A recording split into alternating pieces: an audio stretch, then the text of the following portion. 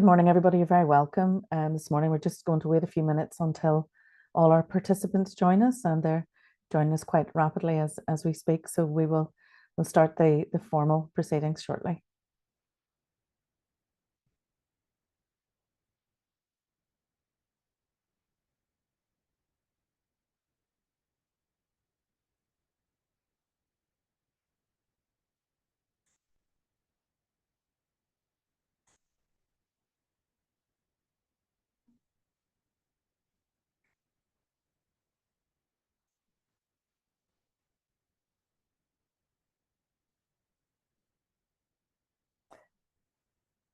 I'm going to give it a few more seconds just to have people join us.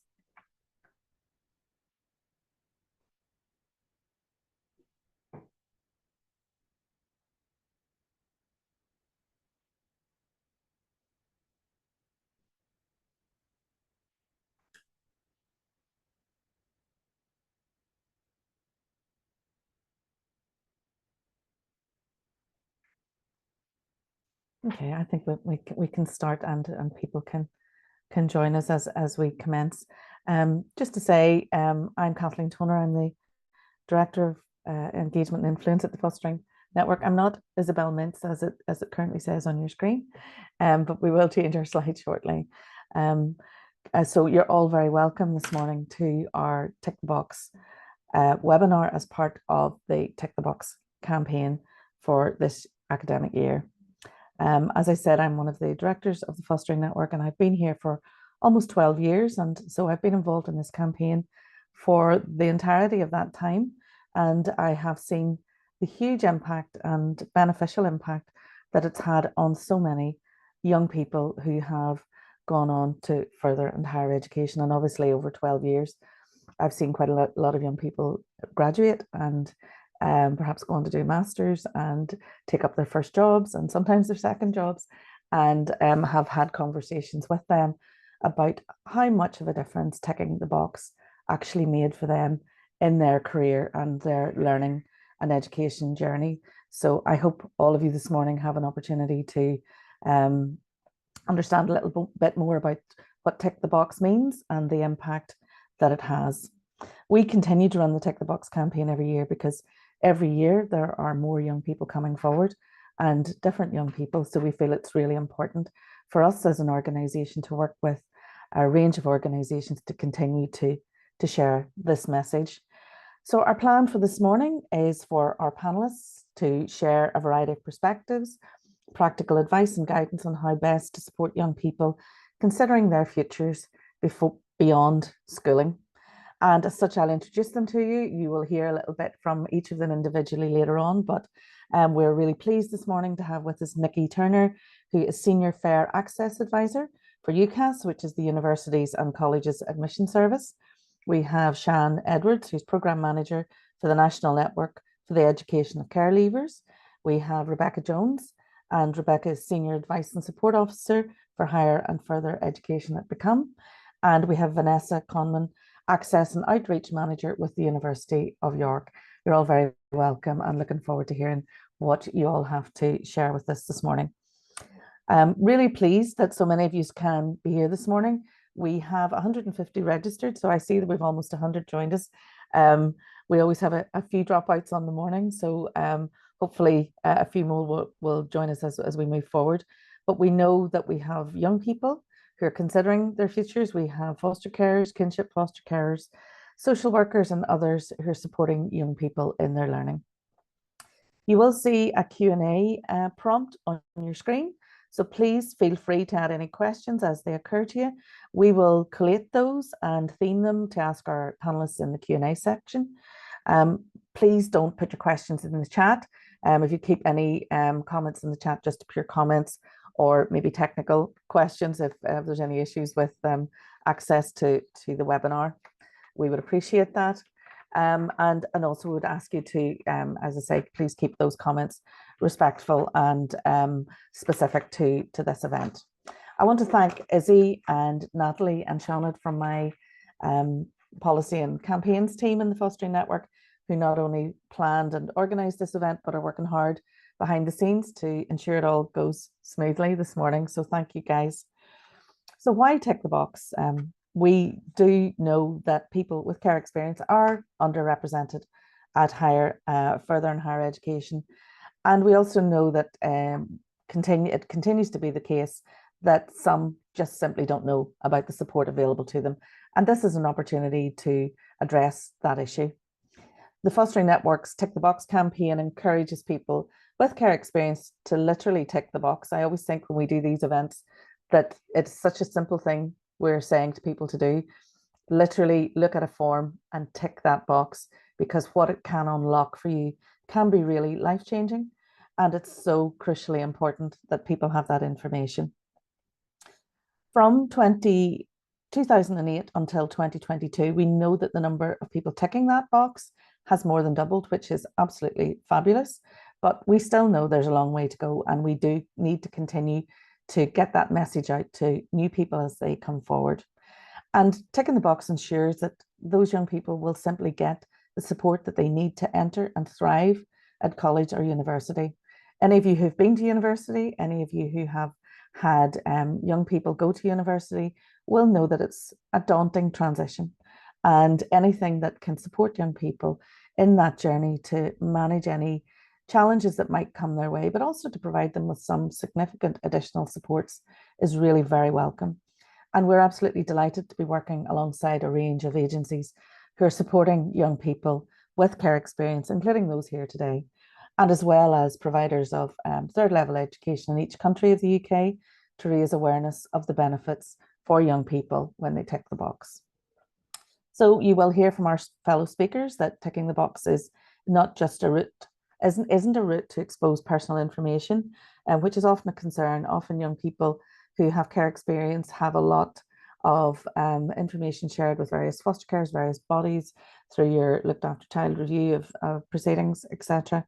And people are often concerned that if they tick the box, then their personal information will be known. And one of the crucial aspects of this event today, and any events that we do around tick the box, is to reassure young people that this is literally an exercise where you tick the box and it opens up a range of opportunities, and there won't be information shared with anyone who doesn't need to know. The campaign also helps raise awareness for those with care experience who may or may not be considering higher education, so opening up possibilities by sharing the amazing stories that happen as on the journey to education. So over the next week or so at the Fostering Network through social media, we will be sharing some of those very stories, and they are inspirational and hopeful, and really give a complete flavour of what the personal experience is of young people who have gone on to university, further or higher education, and who have had that opportunity to tick the box on what it means from them.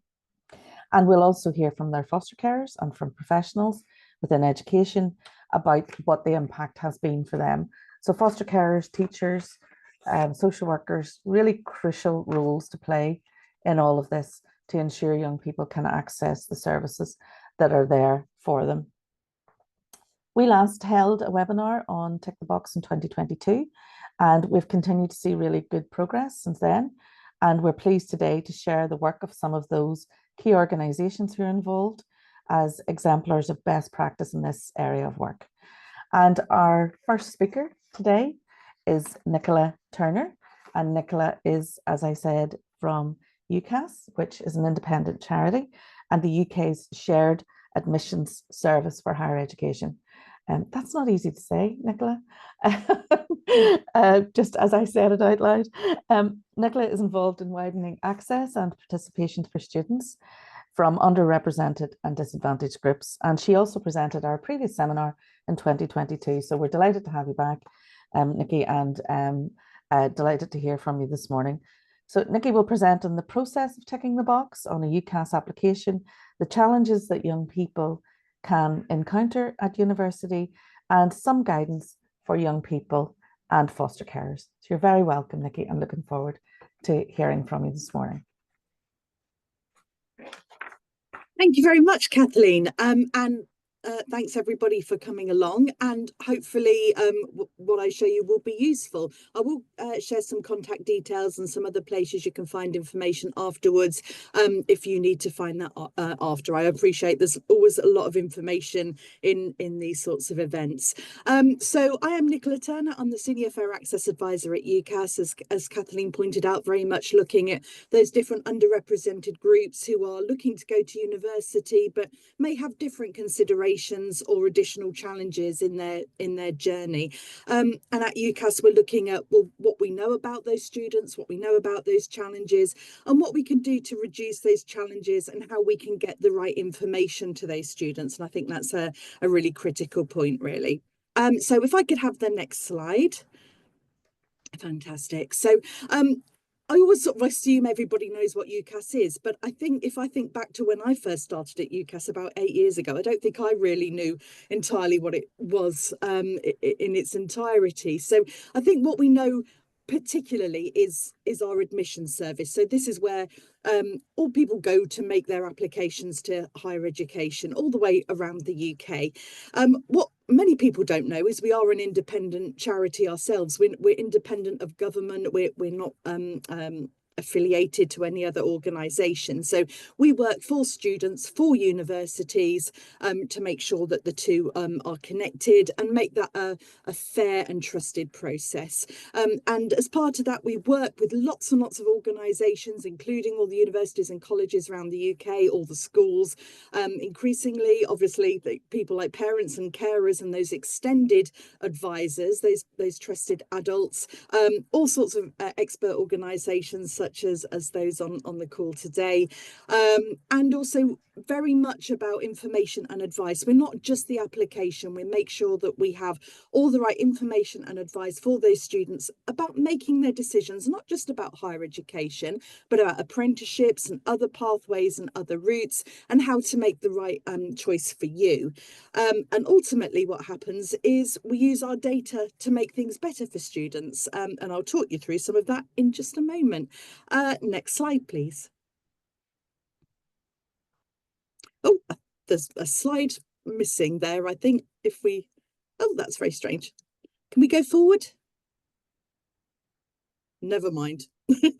I'll talk you through. I don't know why the slide isn't showing there, but we certainly heard from Kathleen that we've seen a doubling of the number of people with care experience sharing care experience with us in the UCAS application. We now see 1.5% of all UK applicants sharing their care experience. So we saw a big leap happen a couple of years ago, back in 2022, because we started offering a bit more information about what it meant to be care experience. So we weren't quite sure if students really knew what they were ticking when they were ticking the box, and we wanted to make sure that the right people were doing that. So we gave a bit more information about what care experience meant, and we actually saw an increase in the number of people ticking the box, which is really interesting. So I think people are really sort of seeing what care experience means. So that can include special guardianship orders, it can include kinship care, and it doesn't necessarily mean that somebody has to be in care currently when they're applying. If they have been in care at any point in their life, they can tick that box. If they tick yes, they can then give us a bit more information about how long they've been in care. That's all the information we ask them for. But I just thought it'd be really useful just to give you a bit of an idea about what that picture is looking like. About 45% of the students who apply to university through UCAS have actually spent 3 or more years in care as well. So there's something really interesting, I think, about that. I don't know exactly all of the details behind it, because that's definitely the place for our experts to explain, but I think certainly that stability perhaps in a foster care placement might contribute to that as well. And also, I think, just sort of giving you a bit of an idea, we've got just under 9,000 students every year now who share care experience. So students sometimes feel that they will feel different if they tick the box, that they'll stick out, that they're different, that they're alone. And I think that's a really interesting figure, because they're definitely not. We really want young people particularly to feel as if you know, they can share that information safe in the knowledge that they're definitely not different and they're definitely not alone. So we use this data and we also survey students to find out a little bit more about their context, a little bit more about their experiences of education. And we did some research a couple of years ago. And I just wanted to share just some of the information we got back from it, because it tells us about some of the real challenges for students. And you'll see on the screen there that what we found is a real information gap for care experience students. We found that 3 in 5 didn't receive information about going to university from care or with care experience. So they had lots of the general information from their school about going to university, completing the UCAS application, but they didn't really know about things like accommodation provisions, specifically for all year round, for example. They didn't know about bursaries, they didn't know about other support. So they missed out a little bit on that information. They sometimes didn't know about that until they got to university or much later in the day. And we'd like to put that on their radar much sooner, because we only heard from the students who did go to university. We didn't know about the students who chose not to because they thought it was too much of a challenge. So we also found that not many discussed their background in care with people who didn't already know. And that seems like a really obvious thing to say. But if they're talking to their UCAS advisor or their careers advisor in school, they're not sharing that information with them. And that's the person who may have the information about going to university from care, who could help them with that support. So there's a bit of a lack of information about maybe who is in care with the UCAS advisor, and the information isn't getting to them that way. Instead, they tend to seek advice and guidance from a whole range of other trusted adults. So that includes their foster carers, other family members, the personal advisor, and other people in the leaving care team, virtual schools, for example. But that isn't not the audience that UCAS is traditionally engaged with. So we haven't been giving the right information and advice and tools to the people who are having those conversations. So they may not know about all the different support either. So there's an information gap there. So we've been thinking a little bit about, well, what can we do to close that gap? Next slide, please. And one of the things we've done over the last year or so is put together a really comprehensive and back to basics step-by-step guide. So these are for the people who aren't familiar with the UCAS process, or for whom it was something that happened quite a long time ago, or that their knowledge is a little bit limited for. So it's those non-specialists, those non-UCAS advisors who are helping care experienced young people apply to higher education. And I'm just going to show you through a little bit about what those look like. So if I could go to the next slide, please. And we'll put all the links in the presentations for you as well. So essentially the step-by-step guide is split into the 5 different sections about discovering your different options and pathways. That's quite general in terms of career options. Then about searching and shortlisting for universities, applying through UCAS and getting that sent off, what you do next in terms of managing your decisions and offers, and then about getting ready to go. And next slide, please. Great. And so what we have is some general information, again, like I say, back to basics about what happens at each of those different stages. It's all color coded, so hopefully that will help as well.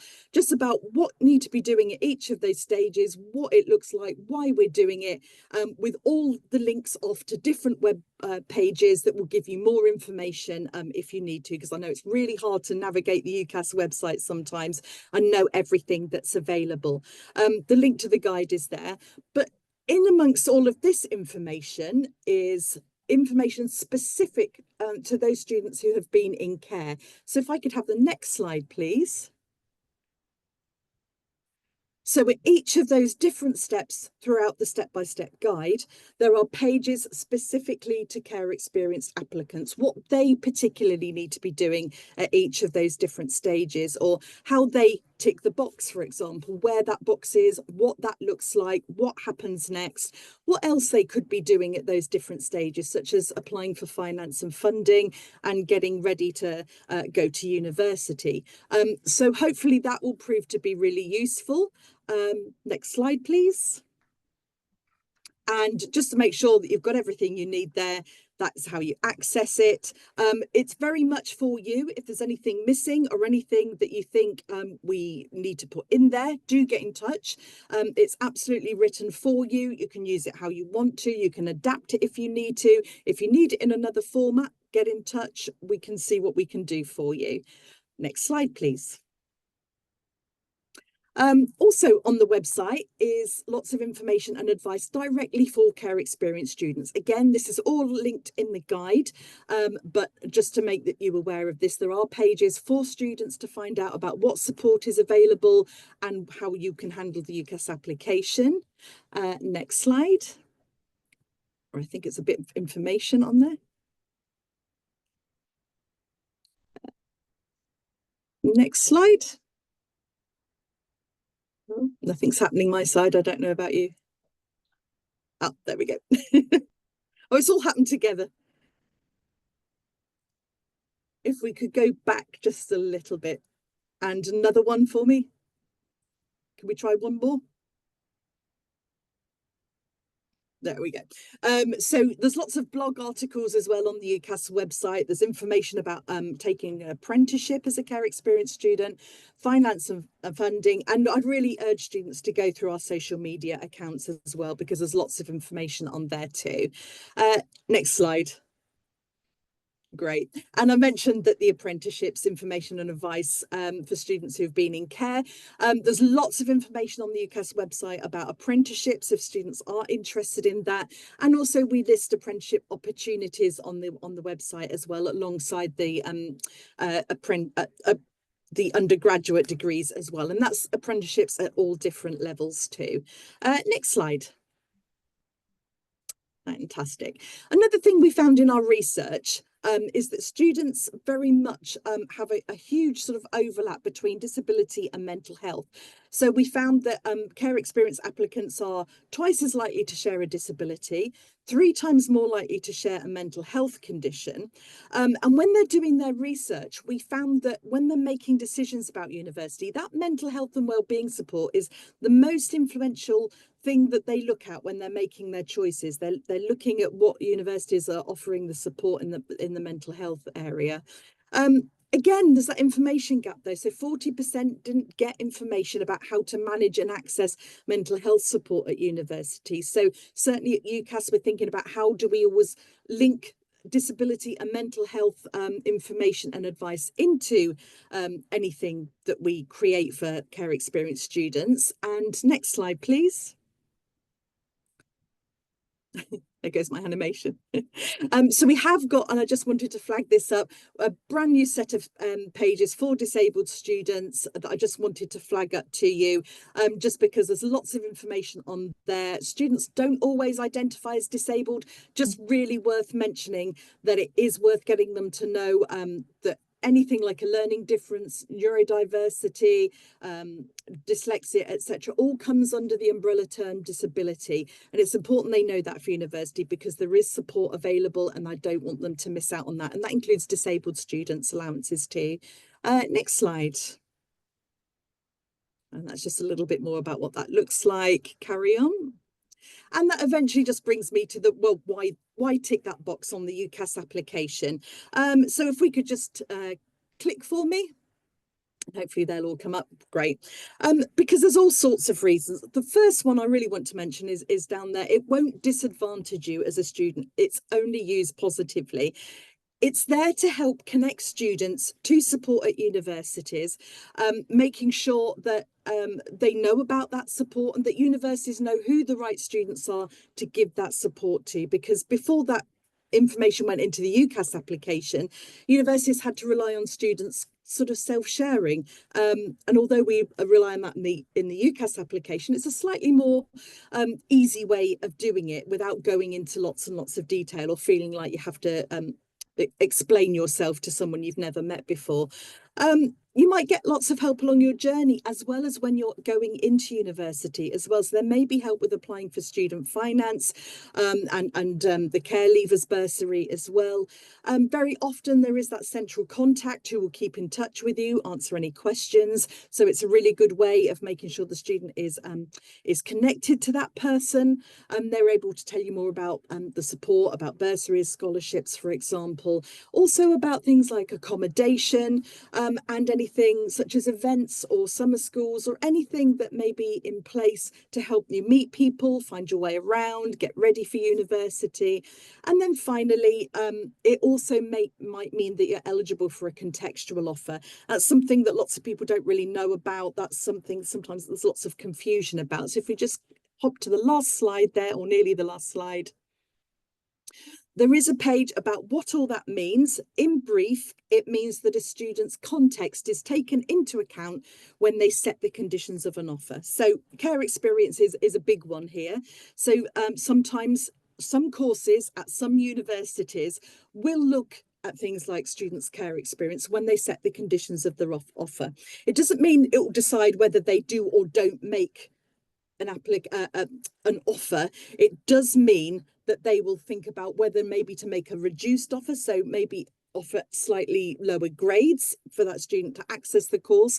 But it could also mean other things like offering a foundation course, giving them an unconditional offer in some respects. Sometimes that's a guaranteed interview, or connecting them up to that support. So if you're not sure, certainly go and have a look at that. But as I say, all of the information about care experience is used in a positive way to support that student. And the final slide will just give you a bit more information there about how you can get in touch. So please do find us online. This is the information about how you can contact us if you do have any questions.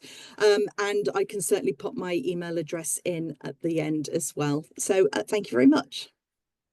Thank you very much, Nikki. That was really comprehensive, and I actually thought I knew quite a bit about UCAS, but I've learned a lot there already this morning.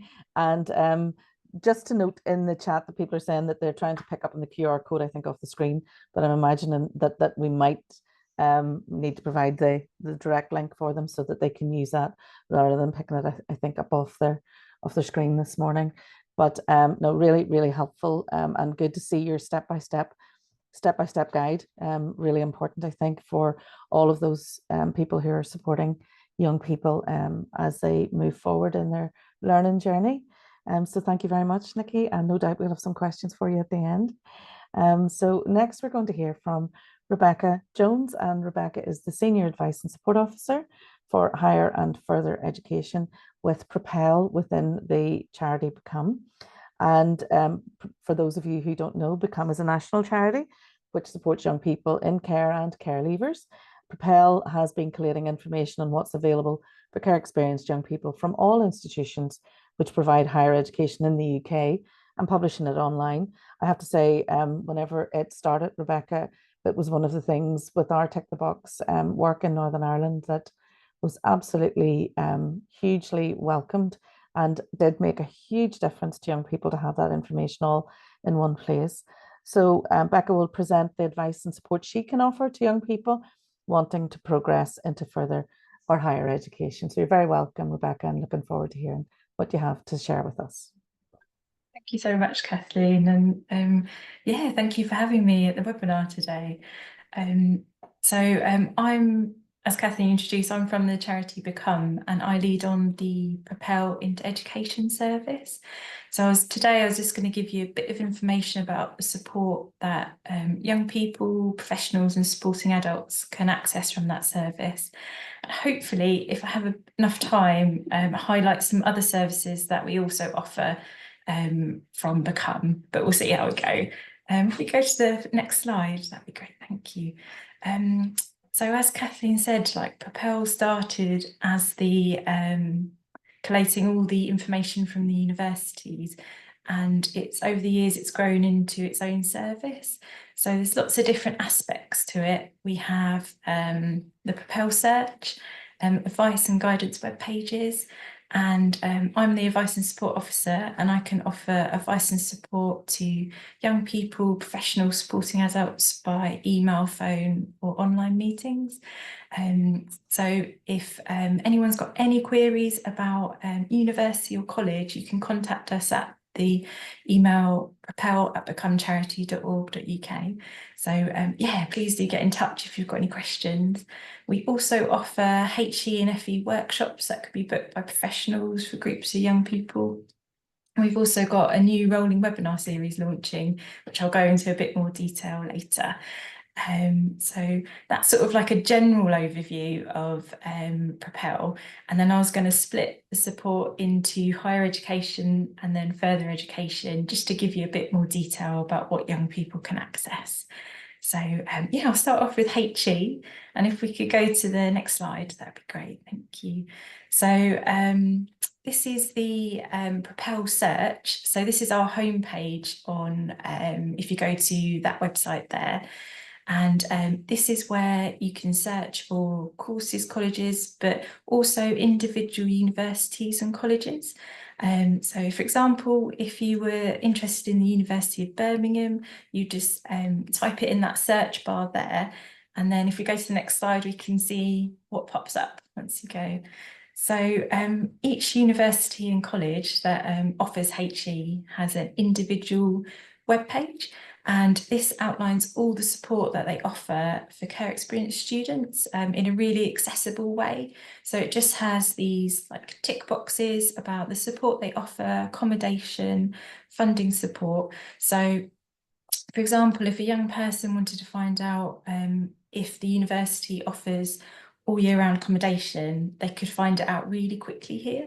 And they can also find out what bursaries are available and what other support they can access before they get to the university.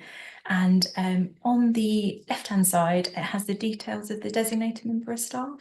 So we really encourage young people to make contact with them before they apply, just to sort of find out and get more details about the support that's outlined here. And there's also some really useful links to dedicated care leaver web pages on universities, financial support, student unions and things like that. And just to say, that orange button, that might look quite small on my slide here, that will bring up the email address of the designated member of staff. And if you go to the next slide, we've also got some other web pages on our Become website, just some really useful advice and guidance web pages about some of the most frequently asked questions for care experience applicants. So accommodation, funding, applying, and they can just click through and have a look. So if they've got any questions, but they don't want to get in touch, don't feel like they're quite ready to do that, they can look on the website here. So that's all sort of like the web pages that you can access to get support, but we also have support programs. So I can answer any questions that like crop up. So if a young person or a professional supporting adult just wanted to find out about what bursary is available, they can do that. But if there's any young people that are applying for university now, they can get support through the Uni Ready programme. And this is a series of 6 online one-to-one support sessions with me. I usually start around now, and it takes the young person through the whole application process. And the last session is in September as a check-in once they're at university to see how they're getting on. And I cover lots of different things in these sessions. We go through the UCAS application, we talk about ticking the box and like what happens, and also all the benefits that Nicola mentioned about doing that, just so the young person feels really informed when they do tick the box. We go through student finance, applying as an independent student for that, the support they can get whilst at university and before they get to university as well. And we also go through the support they can get from the local authority. So for example, the £2,000 HE bursary and the support for accommodation in the university holiday periods as well. So we look at that together, liaise with the social worker or a personal advisor, and make sure that they're really prepared once they go in September, and then we have the final session just to check everything's in place. Applications are open now, so if you or anybody you know is interested, please do sign up. It's a very short web form to sign up, and then I arrange an intro meeting, and then we get started with the sessions. So that's it. If we go to the next slide, that'd be great. Our other support programme that we have is the UCAS Goals Scheme, and this is where young people can get feedback on their personal statements. So we have trained some volunteers from one of our corporate partners to give constructive feedback on personal statements, and we've also trained them to have some knowledge of care experience. So if a young person did want to share their care experience in their personal statement, we feel like the volunteers are equipped to help them with that and offer feedback on that. It's all done anonymously, so the young person sends their personal statement draft to me, and then I take out any identifying features and then send it to the volunteer who adds some feedback. They send it back to me, I send it back to the young person, and that's how that works. So again, applications are open now. Really short web form, and then I reach out to the young person to sort of give them a bit more information and check that they're happy with how the process works as well. So we've got that, and if we could go to the next slide, we'll just talk about our webinar series. So we are launching a rolling webinar series next week in National Care Leavers Week. So this is a webinar that young people can sign up to independently, and we're going to have different themes for the webinars. There's going to be one a month, always on a Wednesday, 6 till 7 in the evening. And the first session is going to be an intro to the series and just some sort of general information about being a care experience student and things they might need to know about applying. So yeah, young people can sign up now, and we'll be sending the link out next week and they can join, and it's Wednesday the 30th, 6 till 7. And the aim for these webinars is to give that key guidance for care experience students that they might not be getting elsewhere. And that's also another aim for the Uni Ready programme, to give that specific guidance for care experience students. The screen's gone black for me. I don't know if, yeah. We can see your lovely face in full now, Rebecca. So I think we might just have a technical hitch. I think Natalie is in the background there trying to get it back in place. There we go. There we go.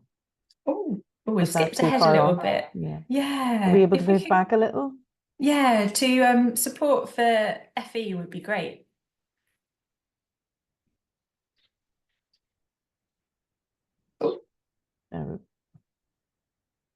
Oh, we've gone really far back. That's perfect. Yeah. So all of that support is for HE, but I also offer support if any young person is interested in FE as well. So if we could go to the next slide, I'll just go into a little bit more detail. So I can offer one-to-one advice and support. So that might be exploring interests, like applying for college, looking into different qualifications. It could also be connecting with support staff at college, and I can also advise on rights and entitlements and support that young people can access at college. For example, support from the local authority, we could look into what they're eligible for. But one key area of support is the 16 to 19 bursary. And when I'm supporting young people to apply for college, I always encourage them to share their care experience if there's an opportunity similar to the UCAS form on their college application. So again, just ticking that box, just because that means that they might be contacted to apply for the bursary and they don't have to seek it out, and they can make sure that they're connected with the designated member of staff as well, and just sort of get those relationships started early, because a lot of college DMSs attend the PEP meetings. So I just give young people all that information and then make sure that they're getting the support they need. So quite similar to the HE support, but just slightly different because it's a different sort of process to apply for college. So yeah, so that's all the support from Propel into Education. And I think I've got enough time just to highlight all the other services from Become. Yeah, great.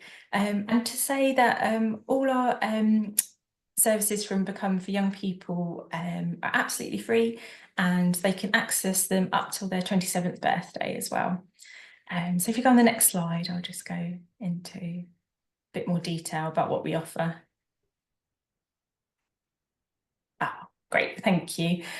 So as well as Propel into Education, we've got a new service that launched this year called Propel into Work, and it's very similar to the service I lead on, but it's for vocational opportunities, employment and apprenticeships. So our Advice and Support Officer Clancy can offer one-to-one advice support sessions on CV writing, finding jobs, interview skills, apprenticeships, and just give that real key advice for care experienced young people. She has some brilliant advice and guidance web pages, like where to find jobs, where to find apprenticeships. And she's also going to be launching some employability workshops next week in National Care News Week as well. And yeah, go to the next slide. Great. We have the care advice service, and the main part of that service is the care advice line. And this is a free phone number that young people, professionals or supporting adults can ring to get advice on rights and entitlements of children in care and care leavers in England. So that could be housing, advocacy, financial support, lots of different things. And our advice and support officers are really knowledgeable on a range of subjects. So yeah, please do get in touch if you've got any questions, or if young people have got any questions. There's the free phone number, but there's also a WhatsApp and an email address as well. And they also offer free rights and entitlements workshops that can be booked by professionals. Go to the next slide, that'd be great. And we offer coaching, so we can have 6 sessions of one-to-one coaching for young people, 16 to 27. And that's if a young person has a goal that they want to achieve, and then our personal performance coach gives them the tools and skills to achieve that goal. And we haven't launched them yet, but we're hoping they're coming soon. We're going to have standalone group workshops for care experienced young people 18 to 27, so that's like slightly older. But if any young people are 16, they can access the individual coaching. And we go to the next slide. Great. And if any young people are 18 to 27, they can access our in-person and virtual meetups for care experienced young people. These are throughout the year, and we've done things like in person, we've done life-size Monopoly. And people always ask me how you do that, but I didn't attend that one, so I'm not sure. And then for one of our virtual ones, they did a cook-along and play some online games. So yeah, any young people that are interested, please do sign up. You're not signing up to commit to anything, but you just get notified of when all the dates, and then you can decide what you want to do. And then if we just go to the next slide. We also have Become the Movement, and this is an opportunity for young people to get involved in the charity. So we have 2 national campaigns. We have End the Care Cliff and Gone Too Far. So young people help us shape those and influence those. They can get involved in participation opportunities in the charity.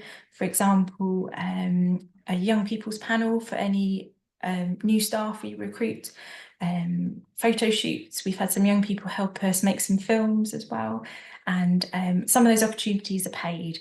And so I just really encourage young people just to sign up to the movement. And again, you're not committing to anything, you'll just be notified of all the opportunities, and you can pick and choose what you get involved in. So yeah, we have that. And the last thing I was just going to talk about is we also offer training for professionals, foster carers, supporting adults. We have a range of courses that you can book, or our training team can create something bespoke if you're after something in particular. I will say that all our services for young people are free, but our training does have a small cost. But yeah, please do visit our website and see if there's anything that you'd like to book. And my final slide is just our socials. So if you'd like to keep in touch, please do follow us on these. Or if you visit our website, you can sign up to our newsletter as well. So yeah, thank you very much. I hope I kept to time. I was trying to keep track. Absolutely perfectly. Oh, great. Well done. Thank you. Thank you very much, Rebecca. Fascinating presentation. Really good to hear the wide range of services that are available for young people at this time of transition, but also at other periods of transition and more generally as well. Really love the idea of the UCAS goal scheme and your rolling series. So I've no doubt you'll get lots of inquiries following on from this as well. And again, we have questions that are already appearing in the chat that we will put to you at the question and answer session. So thank you very much, Rebecca. Talk to you shortly.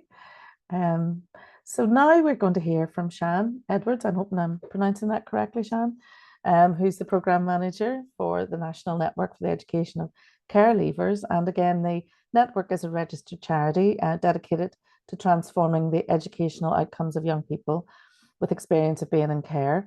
They have over 100 organisations in active membership, including universities, colleges, foster agencies, local authority, leaving care homes, virtual schools and other charities. So Shan's going to talk to us about how to prepare for university, about the network's quality mark, what this means for universities and colleges, and what good support for care experienced people looks like at university. So thank you, Shan, and looking forward to hearing what you have to share with us.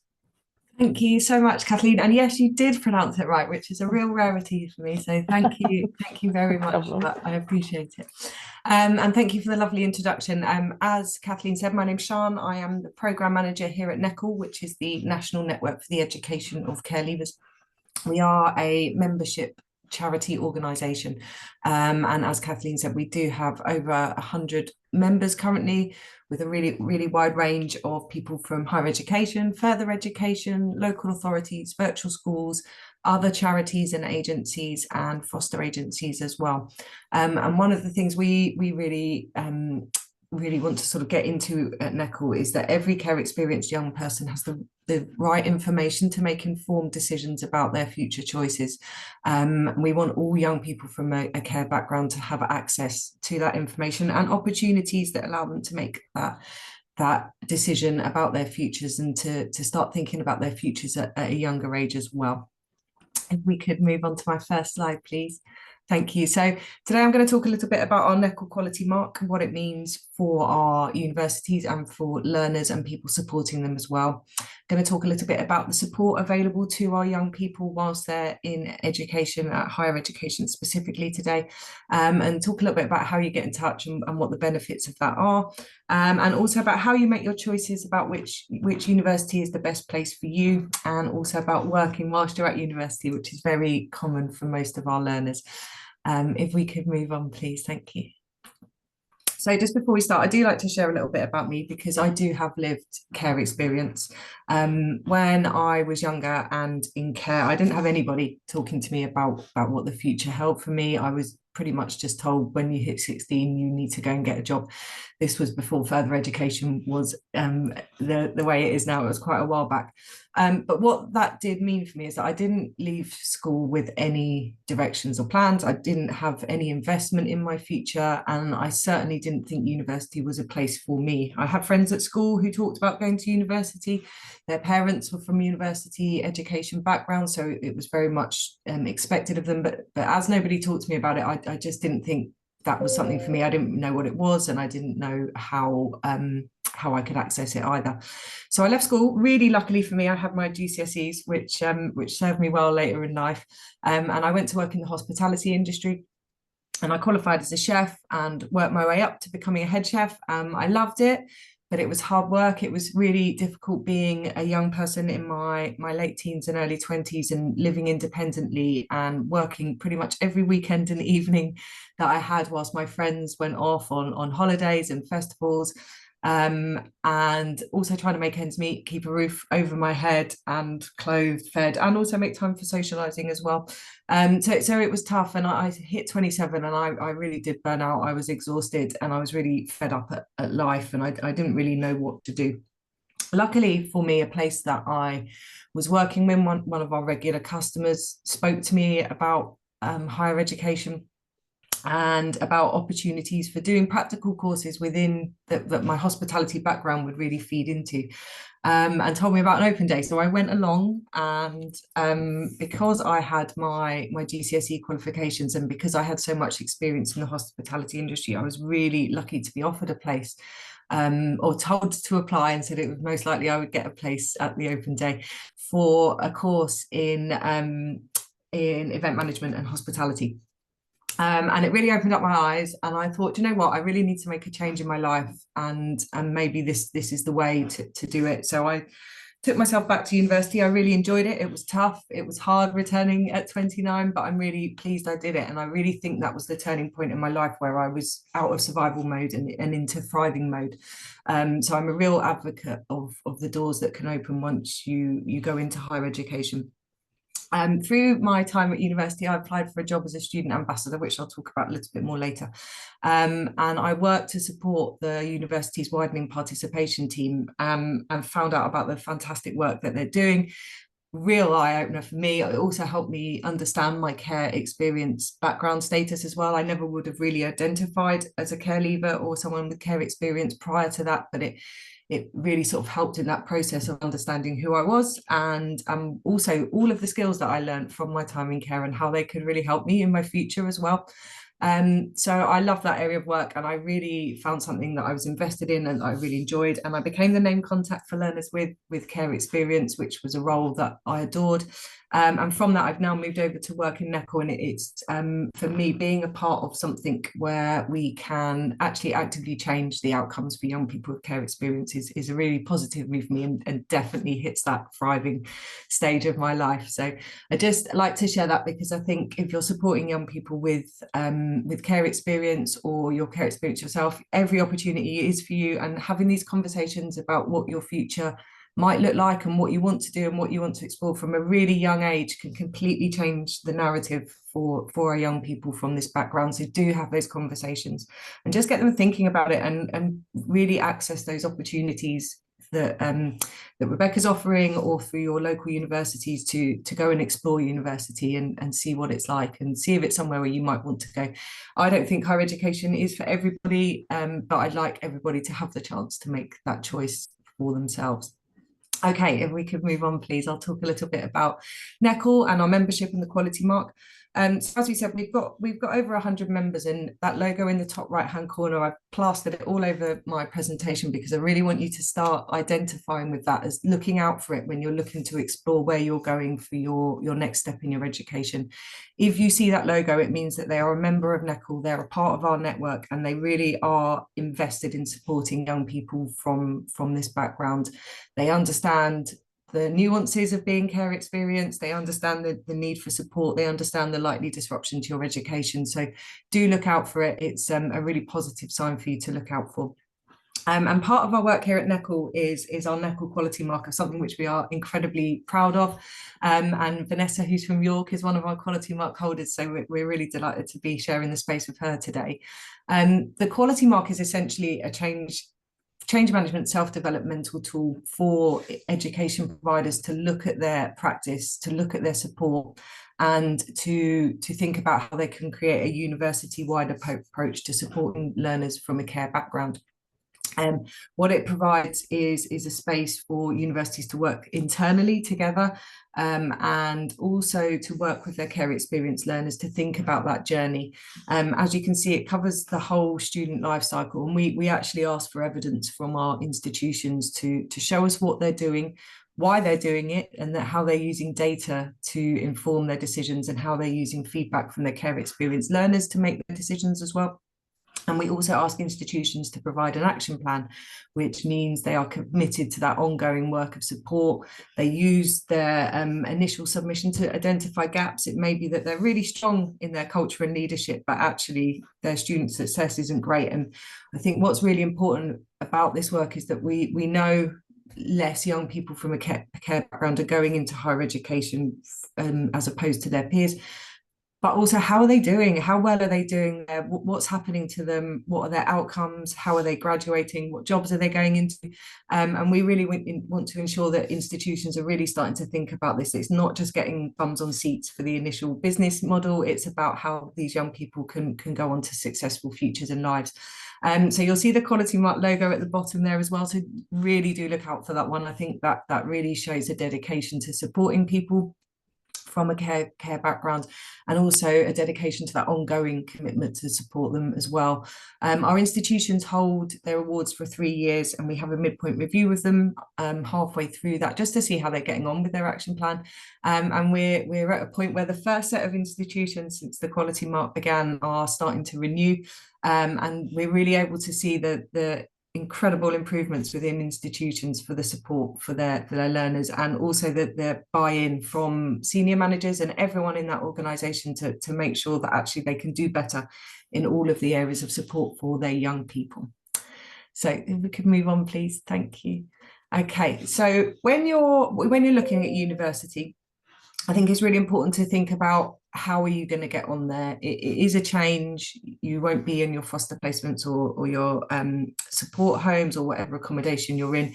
You won't be so in touch. It's unlikely you'll be so in touch with your PA and your social worker. So you really need to think about what support is there, or for the young people you're supporting, and to think about how you're going to make that work for you. So we get a variety of financial support. Young people from a care background will mostly be entitled to the full income from Student Finance England. So that's the highest amount of loan available. Your household income should be put down as 0. And what I recommend to you or anyone supporting young people from this background is always put the household income as 0. Student Finance England may get in touch and ask for you to be in support and to provide information and further information, but put it as 0, and then you can be in touch with them and work on how that looks afterwards. Student Finance England are really supportive. We have a member of that team who actually comes along to some of our NECL meetings and is really the main contact with Student Finance England for learners from a care background. So they're really able to help you in that step. So any questions, just get in touch with them. Most universities, and I'm sad to say not all, but we're starting to see that changing, have a bursary for learners from a care background. Those are non-repayable, so they are gifted to you, and they really range in a value, and we'll talk about that a little bit more later. What I would say, this is where the ticking the box on UCAS really comes into play, because that is the first indicator to your institutions that you're applying to that you may be from a care background. They all act differently. Some may contact you straight after you've applied, some may contact you after offer, but what they're looking for is to confirm your care status and be able to make sure you've got that bursary available to you quite soon after you start. So have a look out for those. The local authority offer is incredibly varied, and it is something that we are working on at NECL at the moment, and we're really excited to be having some conversations with the new incoming government about it. But it is really important that you understand and your young people understand what support is available from their local authority. There's a really good website, which I'll put some links in the chat when I finish talking. A guy called Terry Galloway has created a local offer website, which details what local authorities are offering. Have a look on there. They're mostly up to date. Some aren't quite up to date, but they generally have a contact on there. So get in touch with that person and make sure you're accessing all of the support available. Some may be support with money-wise for accommodation, some may be a financial bursary, but also there's support with mental health and well-being. There may be support with equipment and technology or art supplies, depending on what course you're doing. So do go and have a look at that. Most universities have a hardship fund as well. They really are for if you're in dire straits and things have gone a little bit wrong, or your money hasn't come in quite right, or something's happened unexpectedly. So really make sure you are in touch with your universities that you're applying to find out about those and get in touch as soon as you feel like things are starting to get tricky, and they really, really are there to work. And then the other area of financial support is part-time work, which a lot of young learners do. If we could just go back one. Oh, where have we gone? There we go. Thank you. And then there is also the holistic support as well. And I think this is often less addressed or less thought about by young people from a care background and people supporting them, but it is vitally important to your success and well-being during your time at university. So do go and look at it. Generally, there'll be a name contact for you. So that is a person that you can contact at any point from application all the way through with anything you've got going on. They really are there to help you. It may be they're not the right person, but they will point you in the right direction for that help as well. There is support with mental and physical well-being and health as well. Some institutions provide gym membership. Some institutions have priority access to mental health well-being. So find out what's available in their offer. They can also help you with your finances. So do you need help with budgeting? I definitely did when I went back to uni. Even though I was 29, I blew most of my first payment on trainers because I got really excited. But, you know, it happens to everyone. They're there to help with that and to help you understand and navigate all of that as well. We have careers guidance and support with graduation. I'm just going to quickly talk about accommodation. So support does vary. A lot of institutions have accommodation attached to their providers. They will offer 365 65 days a year accommodation. So make sure you're just aware of what they've got. If institutions don't have accommodation, they will often have an accommodation team still who'll be able to support you with finding external accommodation and accessing any bursaries that are available to you. Again, if you've ticked the box on UCAS that your care experience, the accommodation team should be aware of that and will be able to offer advice and guidance as well. Can we skip along one, please? Thank you. So I'm going to say it again and again, and everyone will, please do tick the box on UCAS. There's absolutely no connotations involved with it. Universities keep that information private. So you don't need to worry about your status being shared with anyone that you don't want it to happen. But what it means is you're just opening that access to the support that you want or maybe need while you're at university as well. You don't have to take any of the support if you don't want to, but you might find in years 2 or 3 you need that support. So having ticked that box will really help you when you get to that stage. They can support you also with your transition in and getting everything in place so that you're ready to start and you can really focus on your time at university and concentrating. If we could move along one, that would be great. And just wrapping up now, so picking your place at university, I cannot stress enough how important it is to think about the course and the campus over the bursary. If you see a really high value bursary, it looks really attractive. It is great to have that money, but if you're in a place where you're not happy, you don't feel at home, you don't like the course, you don't like the campus or the town or the city that it's in, that's going to impact on your well-being and your happiness, and you're more likely to leave and drop out or struggle through, and it really doesn't need to be that time. So really focus on what it's like. Visit places if you can. Get a feel for it. Speak to current students. They're your real vital source of information. They'll be honest with you. They'll tell you about how they feel about it and what it's like there. And one thing just to point out, some institutions offer a bursary of money off your fees. Watch out for that, because look at your repayment plan from your student loan. Quite likely you're not going to pay your full loan back anyway. So money off of fees is an empty offer. You're not getting any benefit of that now. So it might look good, but in the long run, it's probably not so great down the line. And then just move along, I think my final slide. So lots of young people work while they study. It's absolutely fine. It's good to do. We recommend no more than 20 hours per week. Really important that you prioritize your studies though, because that's what you're there for. That you want to get your really good degree out of this. And really important, don't just work at your course and work at a job. Take your time to relax, have fun, enjoy your friends, enjoy the space that you're in. It's really important. It should be an enjoyable, fun time.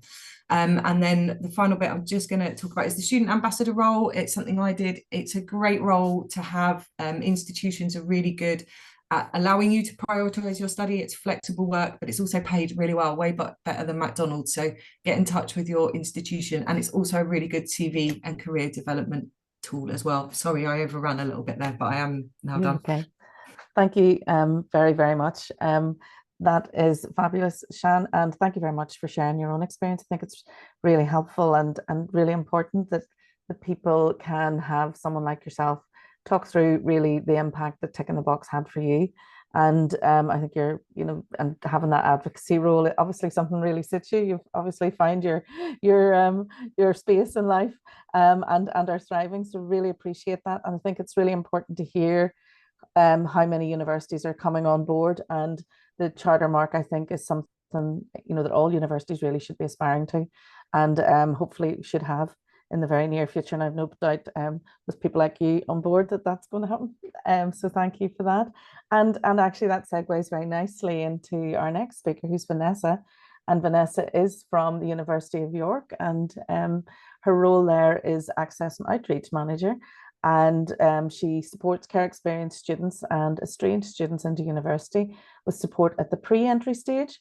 So Vanessa is going to talk to us about this support, as well as their future program, which improves foster carers' skills and knowledge around supporting young people through their university applications and journeys. So you're very welcome, Vanessa. Looking forward to hearing what you have to share with us this morning, or afternoon as it is now. Thank you very much. So yeah, I'm Vanessa Conman. I'm from the University of York, and I'll just be talking to you a bit, kind of building on what Sian's just talked about, to give you some more examples of the work that universities are doing to support care experienced young people. So I was hoping to move the slides myself, but can I have the next slide, please, Izzy? So first of all, just to kind of clarify what universities are doing in terms of supporting care experienced people. So all English universities basically have to have something called an access and participation plan, which sets out how they're going to improve equality of opportunity for underrepresented groups. And it's not just about while they're at university, it's about them accessing university, succeeding at university, and progressing onwards afterwards. And these plans all have to be approved by the Office for Students.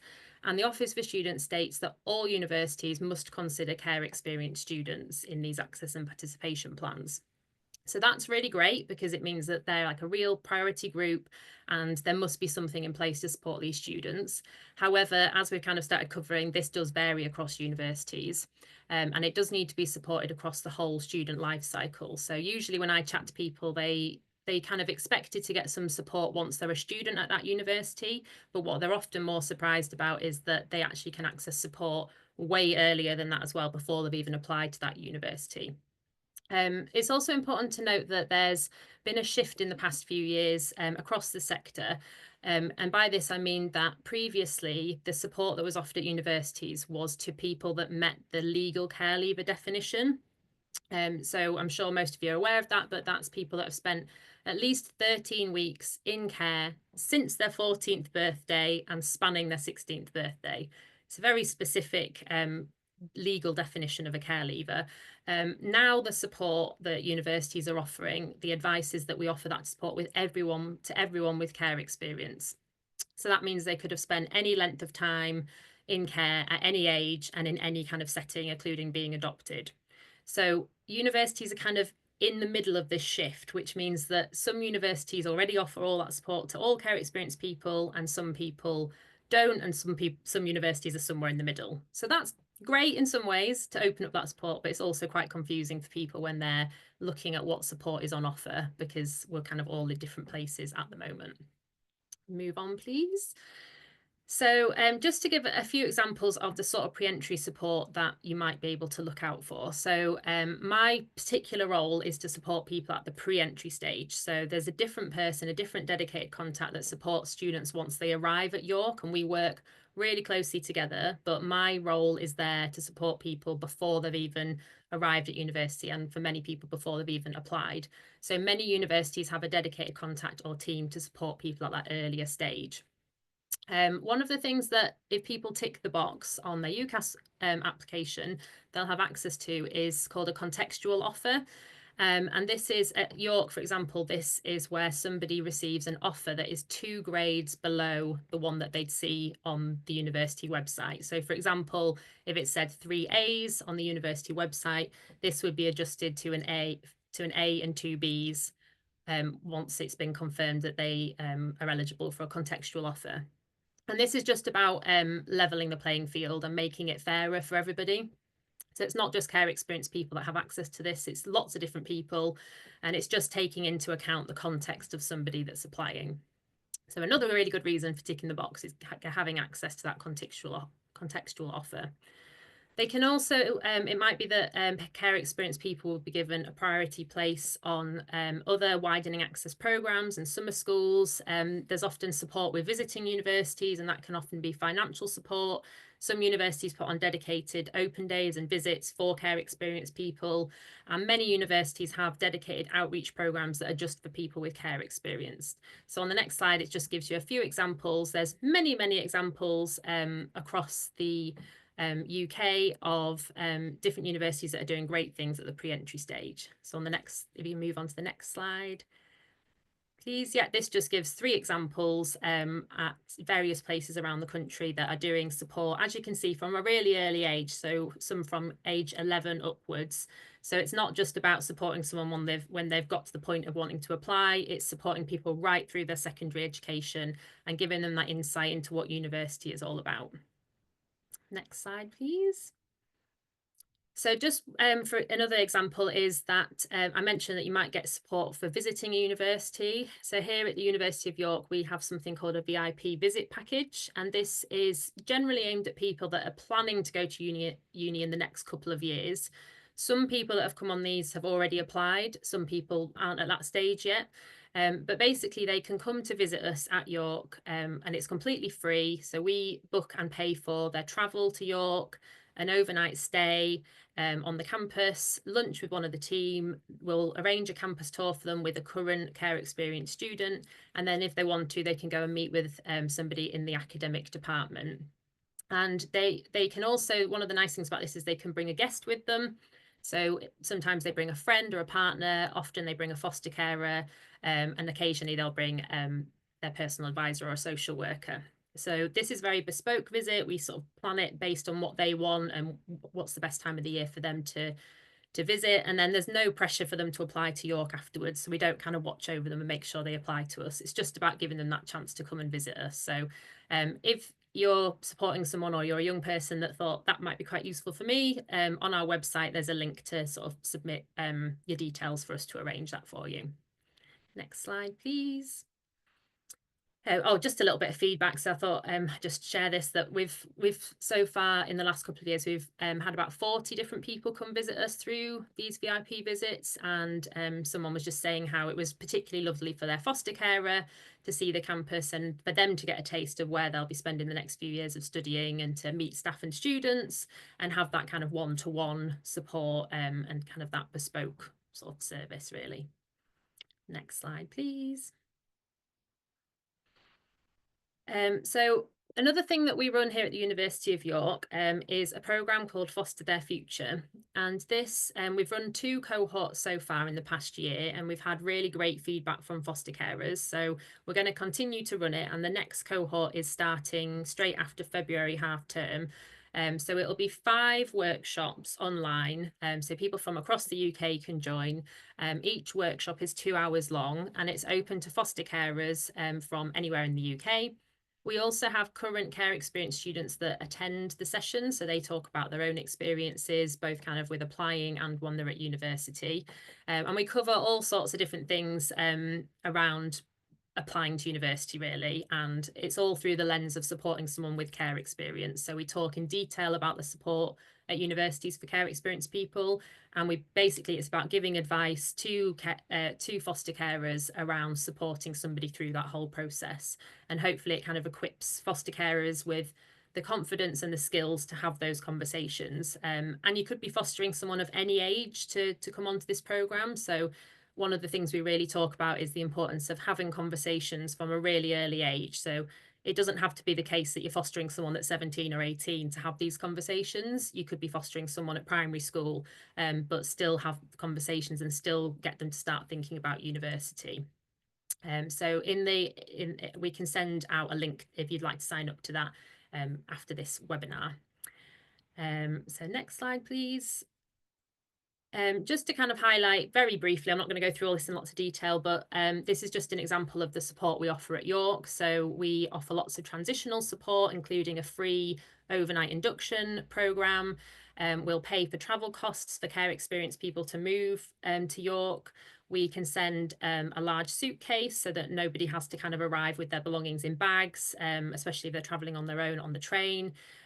We also provide kitchen and bedding packs. So when someone arrives in their accommodation, they'll have all the pots and pans and duvets and everything ready for them. So again, they don't have to pay for that or bring it with them. And then next slide, please. Once people are at York, so Sian mentioned a bit about accommodation. So one of the things we're really proud of at York is that we have an accommodation subsidy. And this is as well as the bursary, which I'll mention in a moment, and as well as loans that students will get. So this is to support care experienced people with their accommodation costs, and it's £130 a week. Some students that say on average their accommodation might be £170 a week. So that would mean that £130 gets taken off and then they only owe £40 a week. So obviously that's a massive help for people with their accommodation costs. It's all very flexible as well. We guarantee the accommodation all year round, and we also provide free secure storage during holidays so that people can keep their belongings in York if they want to. And then also lots of universities, including us, have a rent guarantee scheme for private sector accommodation, and that's where the university will act as the guarantor for the student if they live in private rented accommodation. Next slide, please. So as well as that, we also offer a huge amount of pastoral support. And again, lots of universities will be offering these kind of things as well. So we have a dedicated contact that gives one-to-one support to these students. There's also a whole host of support at universities around mental health, disability support, academic skills support. We also put on a lot of events during university holidays because often care experienced students may decide to stay on campus during the holidays. We have social events happening all the time. We have, Sian mentioned gym membership, so we provide a free gym membership. And then we also do lots of nice things throughout the year, like we give our care experienced students Christmas presents, and there's a Christmas party and a meal on Christmas Day, and free access to lots of different things and a graduation party. So lots of sort of nice things that are happening. This is all totally optional. So some students access everything. Some students are like, I don't want to be part of that. I just want to get my bursary. That's totally fine. Next slide, please. So speaking of the bursary, like Sian said, most universities will offer additional financial support to anyone that's been in care.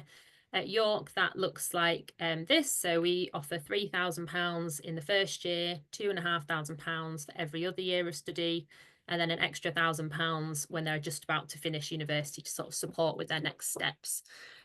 You'll notice here that for us at York currently, this is available for people who are under 25 on the first day of their course, and they meet the legal definition of a care leaver. We're trying to change this because, again, like I mentioned, we're in this shift towards supporting anyone with care experience. And statistically, people that have been in care access university later than their peers. So we and lots of other universities would like to get rid of that 25 age limit. This is something we're working on and that we hope we'll be able to introduce in the future. And then next slide, please. I am about to finish. So just to give you a very brief example of other bursaries at other universities, I've just picked 5 at random. So there's obviously lots more universities than the ones listed here, but just to show you really that the bursary amount will vary across different universities. So you can see that it varies quite a lot there. And quite annoyingly, to be honest, the criteria varies as well. So you can see that, for example, at Cambridge, there isn't an age cap and it's available to anyone with care experience. So that's kind of what we're all aiming for, really. Some of them have still got the age cap, but it's available to anyone with care experience. It's a bit confusing, to be honest, and I'd like to think in the next few years this will be more consistent. But at the moment, the way it works in England is it's up to the university to decide how they're going to kind of administer those bursaries. So you do really have to do your research, and going on the Propel website is the best way to kind of see what's available. Next slide, please. We'll skip past that. We'll send it on afterwards, but lovely feedback from students. Lots of great things going on at other universities mentioned here as well. And just to mention that if you are in Scotland, the picture's really different there. And there is sort of pressure on the UK government to adopt this Scottish approach across the UK. The number of care experienced people going to university in Scotland has tripled in the past few years. And that's largely because there's a guaranteed offer for all care experienced applicants who meet the minimum entry requirements. And the way they do the bursary there is different as well. So there's a bursary of £9,000 that all care experience people get at every university in Scotland. So there is that consistency that we unfortunately don't currently have in England. Next slide, please. Finally, the most important thing that I can tell you is start the conversation early. Lots of people I've spoken to that have been in care have said, well, nobody actually ever asked me, would you like to go to university? So I didn't really know it was an option for me. And I know Sian said something similar. So just asking the question, have you thought about university, and start chatting about careers as early as possible. Spend as much time at universities as possible.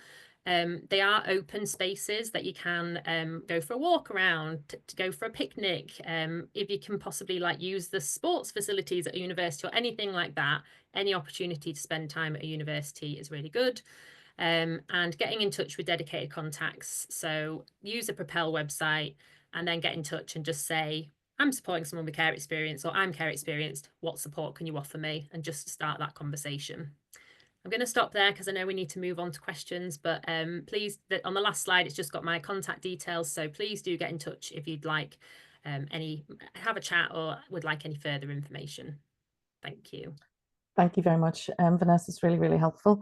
I love that you have a VIP visit and not a care experienced visit, because that's quite often what things are called. So the fact that you know, these are really important people, I think is really, really good way to go. And it's fascinating to hear about all the provisions that you have. And I think point well made is that different universities provide different things, and that's still the case. And I think that reflects some of our questions. If we could have Sian and Rebecca and Nikki join us as well.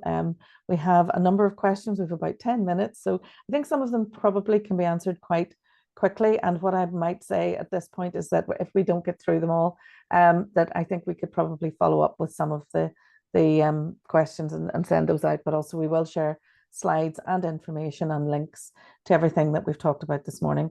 So just a very quick one, I think, and Becca, this might be for you.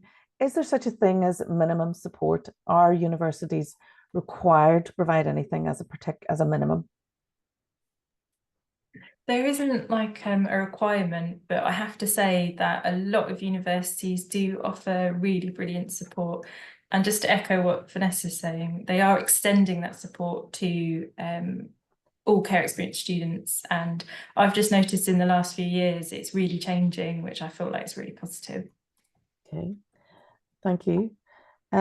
I'm just conscious we have quite a lot, so unless someone really wants to jump in there. Yes, Sian does. Just wanted to add in, Neco, we undertook a feasibility study for the Office for Students a few years back to look at the feasibility of a baseline offer across the whole of the UK. And what we found in that is we didn't find anybody who didn't have some sort of provision for learners from this background, which is really positive. And yes, just to echo that it is changing and being more inclusive, but it's just taking its time. Taking a bit of time. Just stay with you perhaps at the minute, Sian. Particular question perhaps, I think, for you. Did you mention that you provide support in looking at careers and the degree taken? So in terms of making the decisions? Yeah, currently NECL don't generally provide one-to-one support. I'd recommend Rebecca become for that, but we're always happy to help if someone wants to get in touch, then we'll do our best. Really, I would recommend contacting institutions because they're best placed for that. They have careers teams that they can help you pre-application. It's not limited to while you're there. But NECL generally we support practitioners rather than individual young people. Okay, thank you. And I think we may have covered this one, but would welcome your view on it.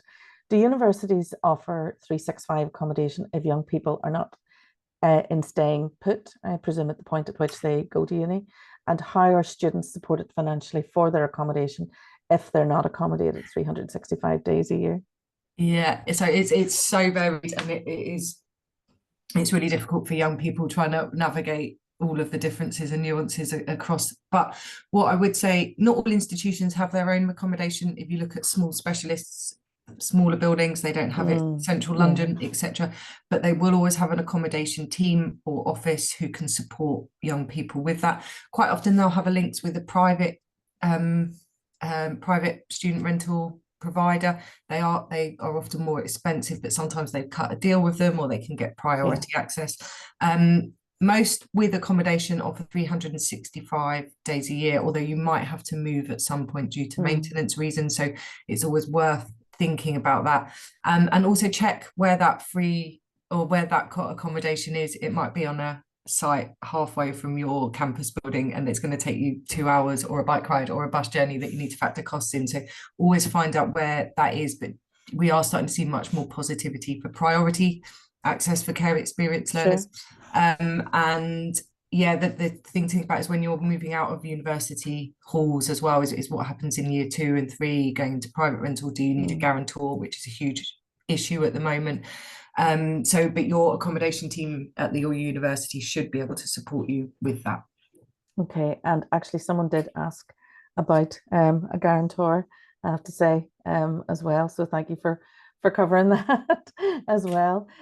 This one is for Rebecca. Rebecca, in terms of your University Ready project, when should you apply for this? And would it be an idea to do it at the end of sixth form or prior to that? Or is there no particular time? I'd say if someone is currently in education, if you're in year 13 or maybe your second year of your level 3 at college, then definitely apply. But if you're in your first year of college or year 12, do get in touch with me and we can have a few sessions just to start thinking about university and get a bit of information. So maybe that would be like the pre-uni ready sort of sessions. So pre-engagement. Yeah, I think earlier the better to find out information. So yeah, always please do get in touch. Brilliant, thank you. So this is a more general one. Would a young person who is academically able but also has needed a classroom assistant in school on a one-to-one due to ASD and ADHD be able to receive the same level of support at university? And I think probably any of you could answer that one. I don't know if you want to pick that up, Rebecca, or anyone else.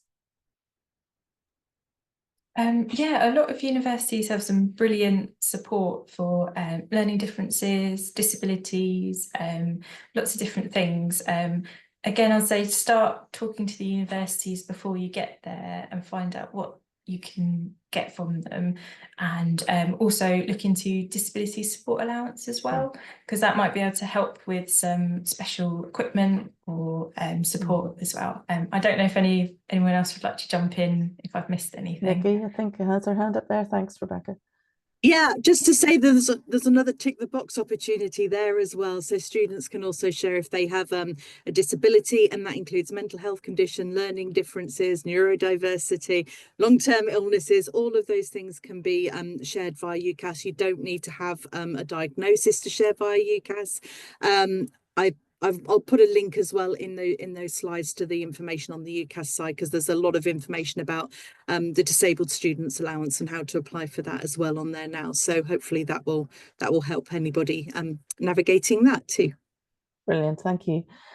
Next question is, do all FE colleges have to have designated individuals to support care experienced individuals, and do they have to have specific training to undertake that? So I'm not sure if anybody wants to pick that one up. I'm happy to jump in for that. I don't think they're required to have a designated member of staff at FE, but I used to be one at FE college, and I didn't have specific training, but the college I worked at made sure that I had some training before I did that. And I used to attend PEP meetings, be the point of contact for our care experienced students, and like I mentioned earlier with the 16 to 19 bursary, make sure that they've got that, they're accessing it and things like that. So I can only speak for the college I worked at, but in this role I have been connecting with other colleges that also do have something similar. So I'll hand over to Sian. Thank you. Sorry, yeah, just to add in, so we are starting to see through the quality mark that there is more focus on training for people supporting people in FE who have care experience, but it's still patchy. Quite often the safeguarding person has this work encompassed in their role, and they're learning on the job, but through our membership we're starting to get more people within our network, so they're starting to learn from their peers. But it's a huge gap in resources and finance at FE, and it's something that we've got it on our radar to start tackling. And again, it's a local authority issue because it's all about the funding and the provision. So hopefully we'll see change, but it's definitely slower in comparison to HE. So a work in progress, really. Thank you. And there's a question that's, is the information in this webinar only for England, or would it apply to Wales as well?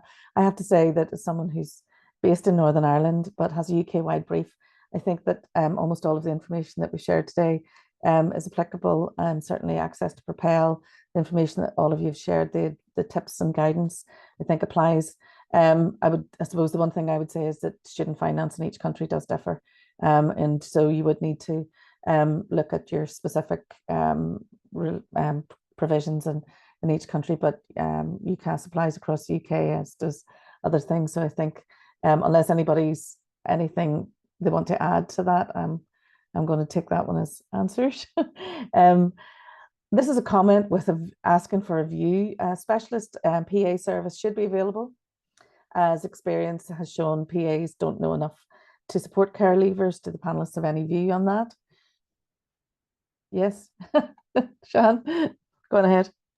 Yeah, I think again, very, very true. We're experiencing it, and it's not from a lack of want from PAs. It's about availability, resource, yeah, local authority.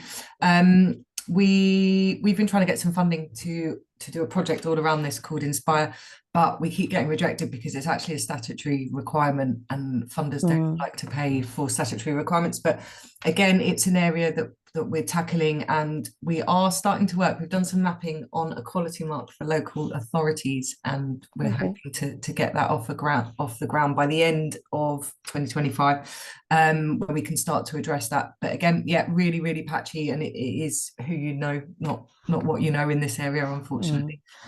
Okay. I'm, in case you're wondering, folks, I'm looking at my different screen for the questions. So and they're changing as we speak. So I'm trying to keep eye contact at the same time. Question here specifically about guarantors for rent. Would it be good if accommodation providers had a tick the box as well, so that they know that care experienced young people have a different situation from others? Yeah. Universal. It would be lovely to see, but I think again, it's really, really tricky because all of the accommodation providers are different, and they're not the same estate agent, they're not the same letting agent, they're not the same provider. So it's really on institutions to make contacts about that. But it is something we're starting to push back on, in that local authorities should become the guarantor. It shouldn't be on anyone else to think about that. So hopefully more to come on that. I have one here. I'm just conscious of time, but one person has said, if I need help, I request my social worker to help me. So why would I use the tick the box? Maybe that's one for Nikki. Yeah, I think that's a great question. Partly because obviously your personal advisor will be hopefully advising you on making those next steps, but the support available will come directly from the universities themselves. So it's always really useful to make sure that you're letting the universities know that your care experience, so they can make sure that you're getting that right support, but also the right information and advice as well, because they may be able to support you along that journey in a slightly different way to your personal advisor. So your personal advisor may know generally how it works, but they won't know how every individual university works and the details of every single support network and mechanism that's available. So the university is the best place to tell you about that, and sharing via UCAS is just the easiest and earliest way that you can do that too. And this might be one for you as well, I think, Nikki. Is it usual for a foster carer who's been in care for several years to be asked to complete an estrangement form to indicate they're estranged? Oh, okay. I'm not sure what the estrangement form is, so feel free to add a bit more information in there. I don't know if that's from student finance or whether that's come from a university directly. It's not something I've seen. I don't know if any of the other guys on the webinar can. Yeah, Rebecca. That sounds like it might be for student finance. I hope this answers the question. when we were talking about the legal definitions of care leavers, Student Finance is quite strict on that. So if somebody doesn't meet that and is maybe care experienced, they might be advised to apply as an independent student under the estrangement category and maybe have to fill in a confirmation of estrangement form. It does get quite complicated, and I have been sort of like advising quite a few young people about this. So if anyone has any questions, again, please do contact me. I'll do my best to help. Okay, thank you. Appreciate that offer as well. Rebecca, this is quite a specific one as well. We were told that the university would not acknowledge my son's EHCP once going to university. Is this correct? Is this something that they need to check out as well? It sounds to me they might. Is that something that the university would accept or not? I think if we're talking about disability or mental health in particular, that the EHCP won't transfer to the university, but the university may find it useful to see that in terms of assessing what support they'll need. So I think for that it's always really important to acknowledge that university support will look different to school or college support. So having that conversation with the university, the student support team, the disability advisor, perhaps even before making the decision about where to go is really important to make sure it's the right decision for that student all round. I think I can't remember who made the comment, but that when the bursaries can look very advantageous, it's really important. I think it might have been you, Shan, to make sure that it's the right fit for you in the context of the university and what the university's wider offer is as well. And I think the real starting point for that is the Propel website, and you know that does link you in then to. I love your little button on your website, Rebecca, that just takes you directly to an email address for an actual person who can support in terms of that university as well. I think that's really crucial. So a couple of specific ones here. Will I be able to forward the recording of this session to my child's school? I'm going to let Natalie answer that one in the chat.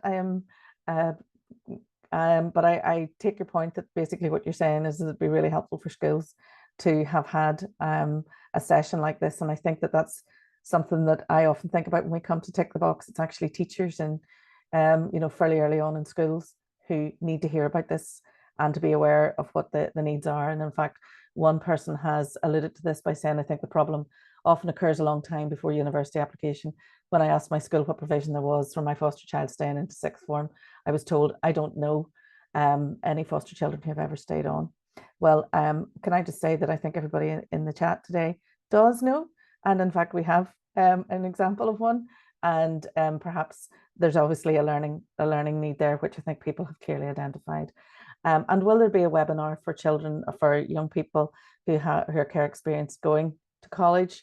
So I think Rebecca covered that really well, the sort of range of services that are available, both your rolling webinars, your access points, as well as the universities, UCAS yourselves and NECL. So I think if you're asking us, do you want us to do something exactly like this for young people, then certainly happy to explore that as a possibility.